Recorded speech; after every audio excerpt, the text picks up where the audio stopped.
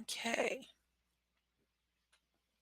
So we have this little paragraph here. And for those of you who do not know, we are going to be changing our time, or the time in the US changes in a couple of hours here.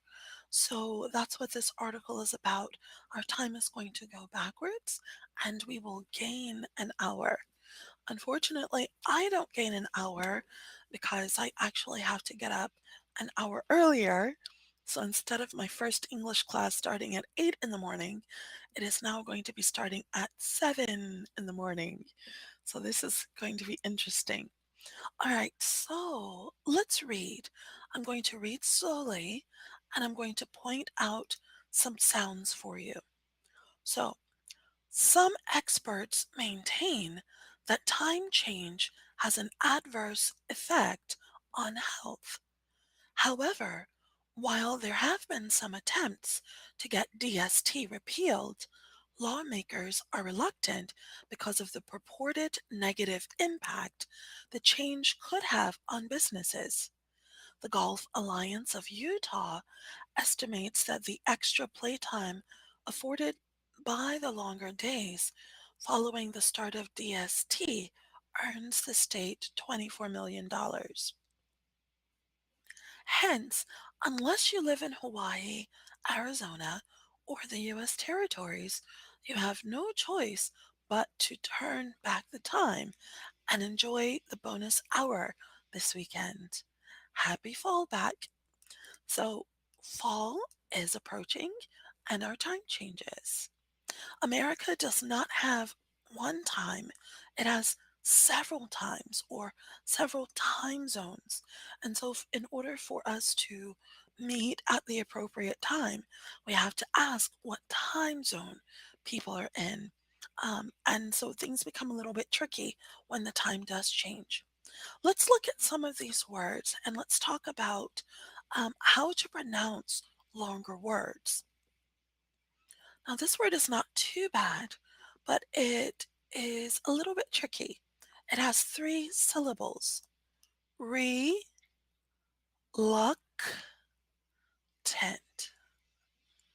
reluctant. Remember that sometimes the letter C can be pronounced like S, as in choice, choice. And sometimes the letter C can be pronounced like K, K, as in back or weekend. So when you're reading, you have to know what the sound could be, but you have to also look at the patterns. We know that because we have a vowel and CT, this is probably, or a vowel and C, and then the next syllable starts with a T.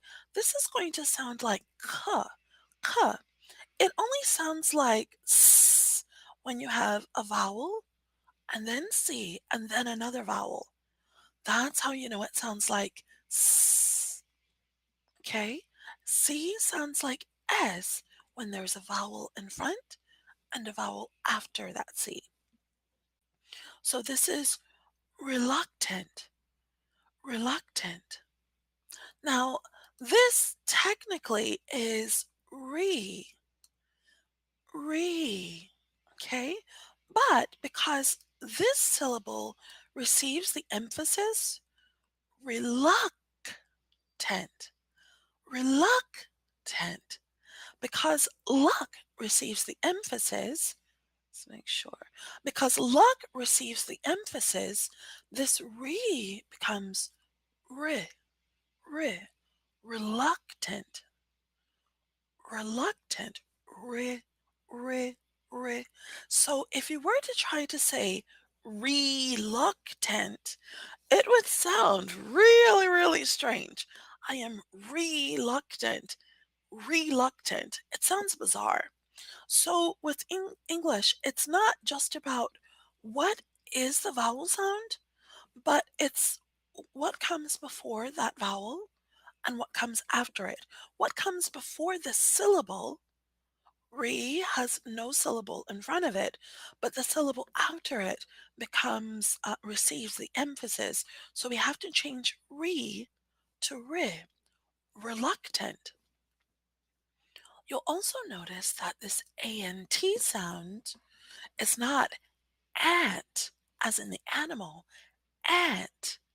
This is ant, ant, ant, reluctant, reluctant. Okay, now let's look at this. Many students will be intimidated by the fact that you have UR and OR. And there are some groups of students that have a really difficult time with the letter P. A lot of times they say P as in B, B, B, B, boarded, boarded, boarded. And so it becomes like boarded, boarded. And what's happening is in their language, a lot of times when the student is a native Arabic speaker, their P is not P, but it's B, B. My Russian students can have a difficult time with this as well. So make sure that you're getting this P, P. And I like to have my paper handy so you can see if the air moves. P, P. And when you're practicing this, you can exaggerate it a little bit. Purr, purr, pour, purported, purported, pour, purr. Okay, so I'm exaggerating. I'm using a little bit too much air, but it's going to help. Tid, tid. You'll notice with T, it's not moving so much. Tid, tid, p, tid. So the P is a lot stronger. Purported, but it's not boarded, boarded. You see, the paper doesn't move much.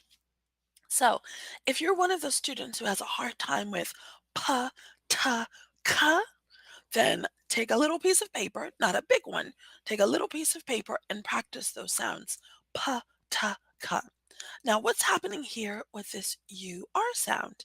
Well, this UR is actually going to sound like ER, the same way that we have ER here. Experts, adverse, however.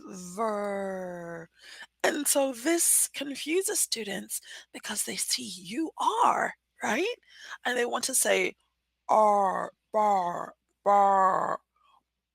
poor, something like that. They start going to all kinds of extreme measures to get this or, all of this stuff. And it's just too much. Way too much. What you want is just the simple sound. Lawmaker. Notice, guys, that I'm not saying er. It's not however. Lawmaker. It's So we have per with air, per, and we have this OR sound.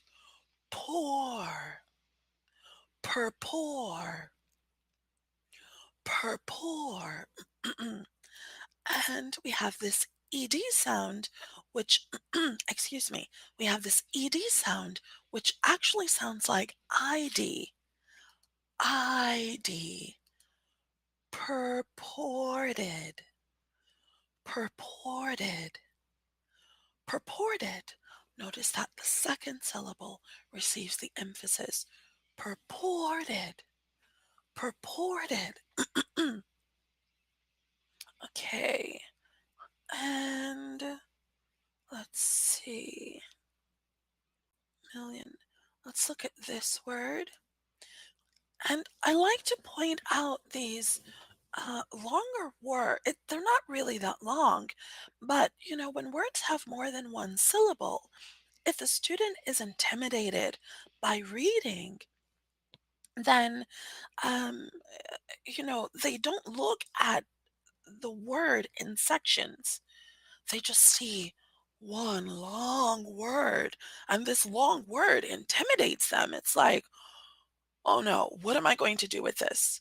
What am I going to do with this?" And so they just start making up things. They just start making up things. Don't make up things. Do your best to find the first syllable. That's it. Just try to find the first syllable. So let's look at this word. Ter. Okay, a syllable is a beat, like ah, boy, ah, boy, boy. Okay, boy. That's two syllables. Well, how do you know how many syllables are in one word? Well, you have to try, and you may not get it right in the beginning, but the more you try, the better you get at this. So even if I see a word that I've never seen before, I may not know how to pronounce it exactly in English. It may not be perfect, but what I can do more than likely is I can divide that word into syllables. Okay? So tear, okay, it looks like tur, but mm, most of the time, ter, sometimes it's tur, as in terrain. I can't think of any other words. Terrain, terrain, terrible. Terri. That looks like it might be a pattern. This word is not terrible, but what I'm doing is trying to think through patterns. Terri, terrible, terri, Terry. That's a name. So we see that sometimes ter is ter, as in terrain, and sometimes ter is tear, as in America. And the only reason I use America as an example is because there are some Americans that will say America, and it's like, that's weird. That that sounds, it makes me feel uncomfortable. So even some Americans will say the name of the country as Amur because their thinking is that ER can only be but it's not. ER can have different sounds. It can sound like air. Okay, so this is tear. That's your first syllable. This is re, re. Most of the time, when you are dividing your words to say them, you want to you want to keep the vowel open if you can. And remember that ER, OR, AIR, and IR are R-controlled vowels. So, and someone is here. There's Marina. Um, those are R-controlled vowels. So you can keep that open. Tear, like that. Let's see. Marina, are you coming in? Marina, you can come join me. I think I'm wondering if you're Marina from Russia. Marina, is that you? If you want to continue just watching, that's fine. I'm going to wait a few seconds to see if you come in. Okay, I've sent you 3 invites. So I'll wait a second for you to come in.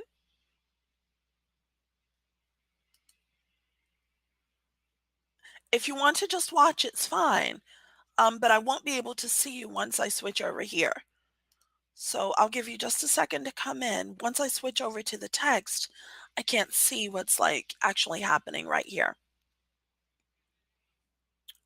So,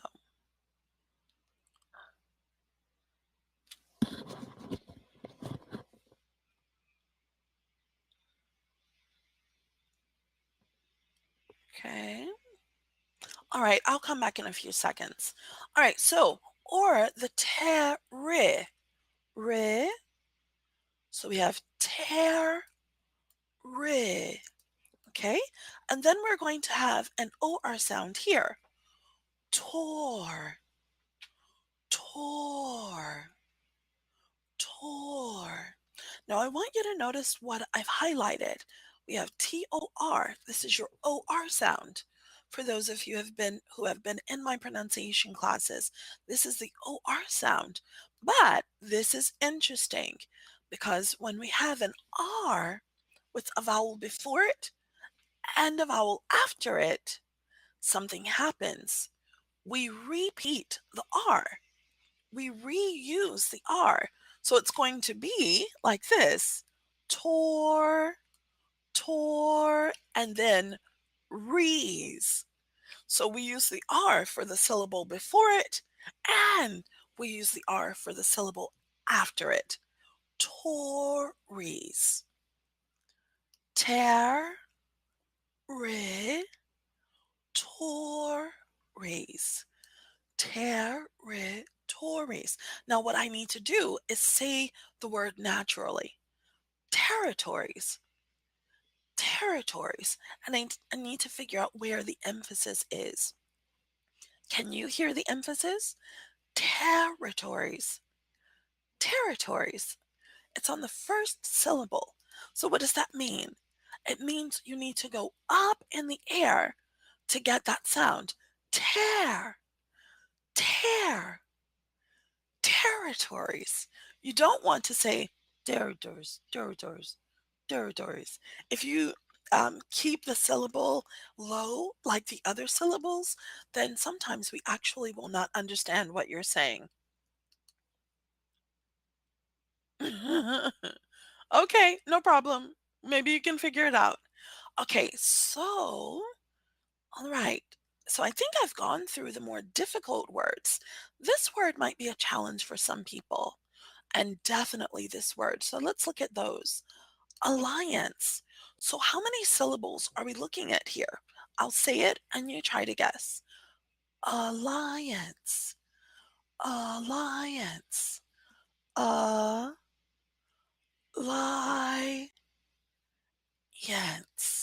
Now I did something a little tricky there. Alliance.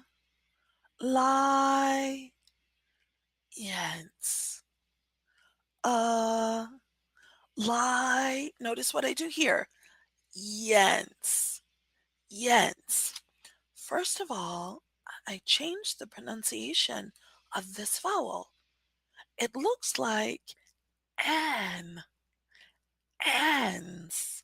But that's a little bit too much work for us. So we turn this into a short E. We make it a short E. Listen again because I don't just change that to an E. I actually add a letter there. Lie. Yes. I add a Y in front. So this word alliance ends up being separated. So this is how the word looks. And then we have a, lie,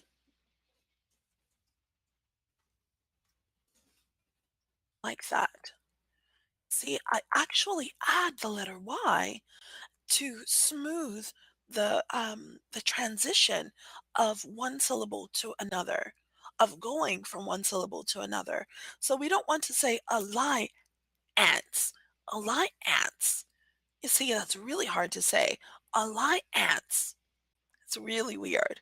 So, in order to make English sound natural and smoother, we make these little changes.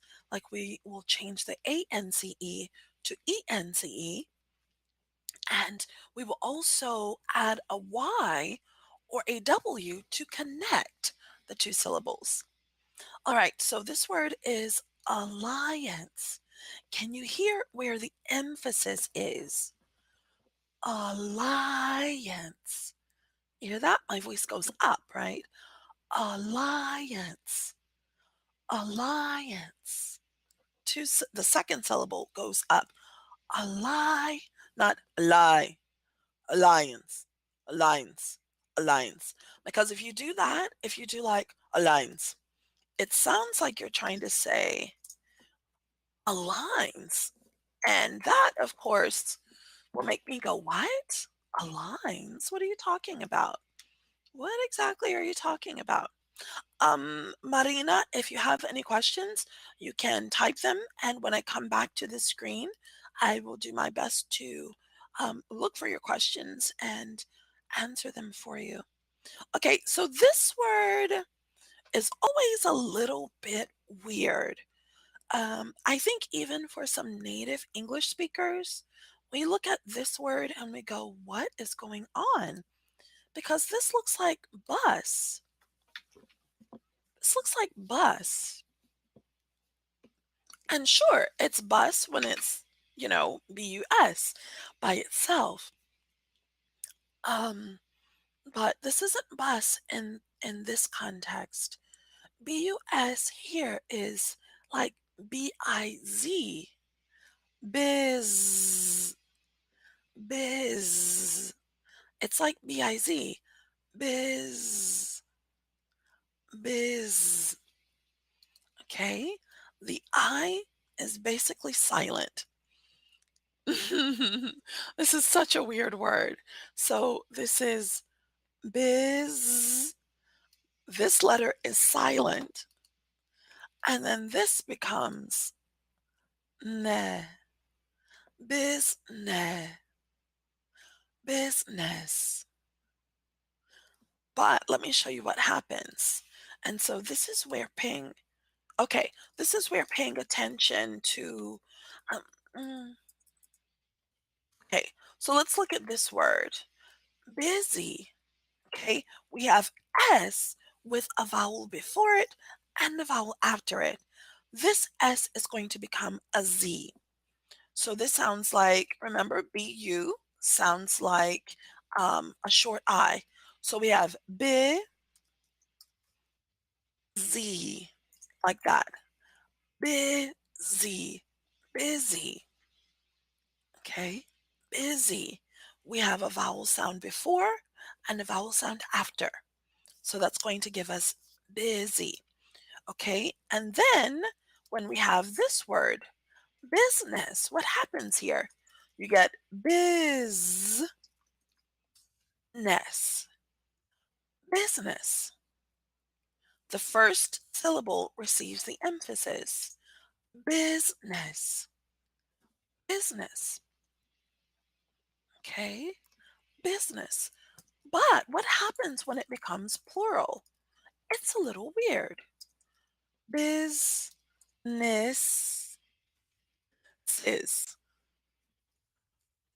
So like this. Businesses. So you see, when it's business, singular, it's business with a short E. Business, business, business. Eh. But when we make it plural, it suddenly changes from short E to short I. Business, business, businesses, businesses, businesses. Okay, so busy. This is going to give you, this word looks like bussy, okay, but it's busy. And then we have, I think I'll do these on separate lines. I really don't like the fact that they don't have a whiteboard here. It's really frustrating. Yeah, we really need a whiteboard. This is weird trying to teach things like this on one line text inputs. It's really strange. Uh, biz, business. Okay. Business. Business with a short E. Businesses. Businesses. Businesses. That's this word here. Businesses. Okay. All right, guys, so we have gone through the more difficult parts of this article.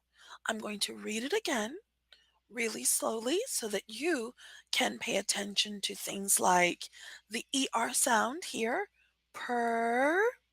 You can pay attention to the ID sound, tid. You can pay attention to the ER sound, however, instead of however. It's not ver or lawmaker, okay? It's lawmaker. It's not good, good. This is actually, and we didn't review this sound, but this sound is actually uh, uh, could, could. It's a sound that I don't think it exists in most European languages. I don't think I've ever heard uh. In Korean, they have the sound that's like but that's not uh, uh, uh. It's a different sound. So for most people, this does not exist. Remember, guys, when it comes to English, because there are 19 vowel sounds, you really want to make sure that you pay attention to what you're hearing and not necessarily what you see. Because what you see here is like, oh, you cold. You know, you might think that this is cold. But when you realize it's not cold, students start trying to say like good, good, good. It's not ooh, ooh, ooh. It's could. Let's see if we can find this sound anywhere else. Could. Uh, I don't see it anywhere else. Could. Nope. Okay. One more before we read this article again. Let's look at this word, million. This has a specific pattern to it. Million and billion and trillion. Uh, is that right? Yes, that's right. Okay, so these have a certain pattern. Whenever you see L-L-I-O-N, it becomes L-yun, like that. Yun. Yun. Yun. So whatever the syllable is before it, like yun, bill, yun, trill, yun. So a lot of times this L-L-I-O-N will confuse students because they're like, what do I do? I hear L, but I also hear ya. And it's true. La is in the first syllable or the first part of that. La, mill, bill, trill, mill, bill, trill, mill, bill, trill. And then with the L-I-O-N, the second L, that's where you're getting this yawn, yawn. Or actually, we could say, mm-mm, it's the L-I-O-N.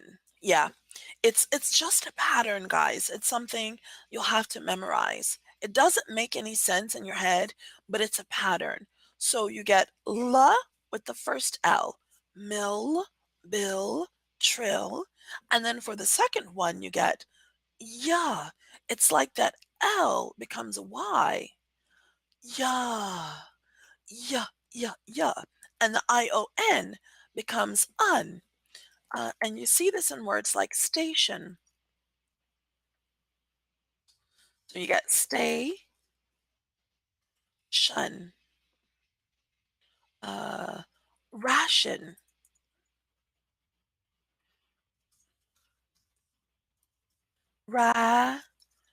shun, like that. These become patterns. And once you start to understand that the patterns don't make sense here, they're just patterns that you memorize and you learn to use. They really don't make any sense. I mean, for T to become tion. What's happening with tion is that it's coming from a French pattern, which would give you, excuse me, it would give you like tion, or cion would give you sion, sion, something like that. I don't speak French, but we don't have that sion, tion.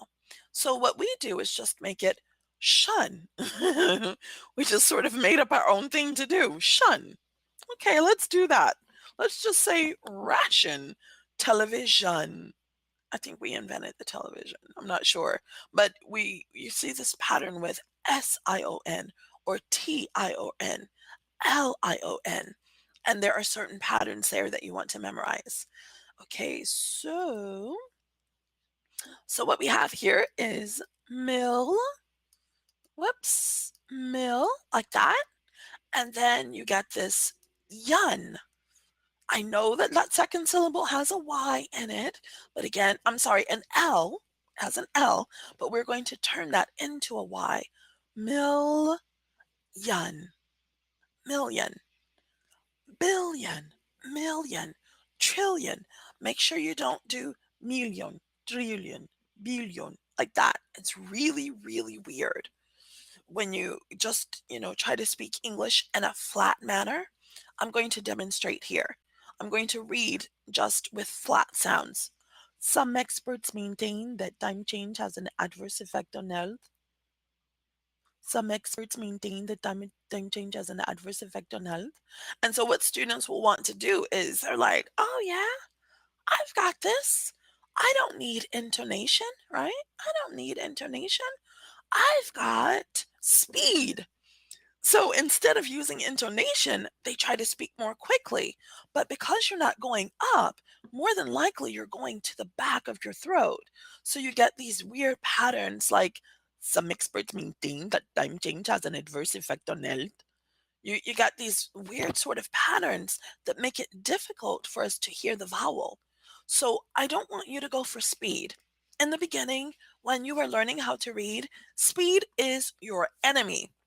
Okay? Just say no to speed. Pun intended. Say no to speed. Don't worry about going quickly.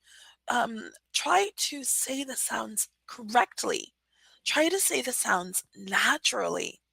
You know, try to catch those little nuances that native speakers have that you don't have. Do that slowly for 3 months, 6 months, 9 months. What you will notice is maybe for 3 months, you're going very slowly, like some experts maintain that.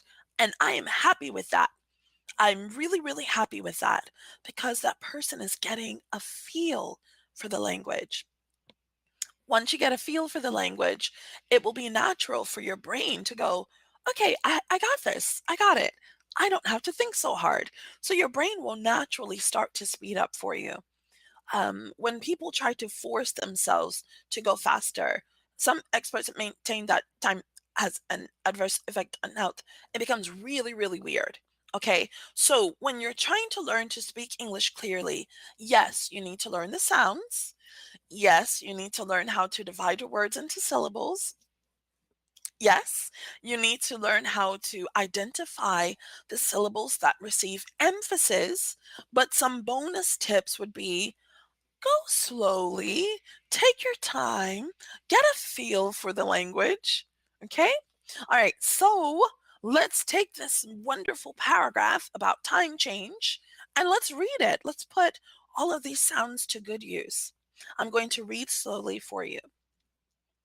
Some experts maintain that time change has an adverse effect on health. However, while there have been some attempts to get DST repealed, lawmakers are reluctant because of the what's happening is when I read slowly, I want to say the. When I read more quickly, it's easy to say lawmakers are reluctant because of the purported. But when I read slowly, my inclination or my feeling is lawmakers are reluctant because of the purported. So, yes, you will hear THE as the and the. And there are other rules that go along with the pronunciation of this word as well, but those are just those are the two main ones. Because of the purported negative impact the change could have on businesses. On businesses. The Golf Alliance of Utah estimates that the extra playtime afforded by the longer days following the start of DST, notice how I read DST, not DST, DST, DST. If I don't separate that, DST, it's like DST. Whoops, ST. DST, not DST. You see that? If you just read it like this, it's like DST, DST. And the person is going, what word is that? What is that? What? What did you say? So when you have letters that are like this, you want to say them as like UAE, da da da, UAE, uh, DST, USA. Trying to think. For some reason, only like negative acronyms. I'm trying to. I can't think of anything else. EST, CST. Okay, here we go. Following the start of DST earns the state $24 million. dollars. I would also like to point out that I see people, look, guys, native speakers write it like this. When we see this, that means dollars. Okay, so we don't write the word dollars. So this is a mistake that I see a lot. I'll see like 24 USD. See, 24 USD. This is incorrect. This is incorrect because that symbol means USD. And then the D also means dollars. So it's a little bit, not a little bit, it's redundant. It's like saying $24 million, 24 million USD. Remember, this equals dollars. That symbol means dollars. So we don't have to say USD. It's redundant, meaning it's repetitive. Redundant means repetitive. That. It's repetitive. Okay. The other mistake that I see, this one drives me crazy. I don't mind mistakes because we all make them, but this one really drives me crazy for some reason. I think because it messes with my brain. For us, we need to see the dollar sign first so that we understand that we're talking about currency.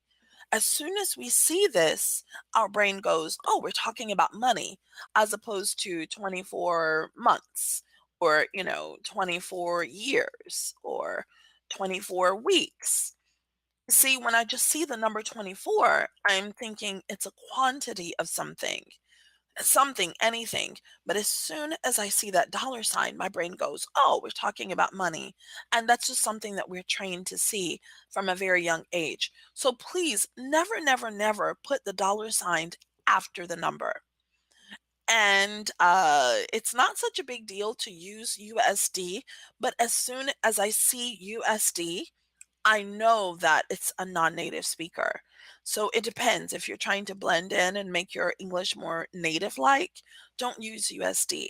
The only time you would use USD is if you're comparing US dollars to um, Russian rubles or, Singaporean something or Chinese yuan. If you're comparing currencies, then sure, it would be helpful to point out that you're talking about US currency. Okay? Hence, unless you live in Hawaii, Arizona, or the US territories, you have no choice but to turn back the time and enjoy the bonus hour this weekend. There we have it.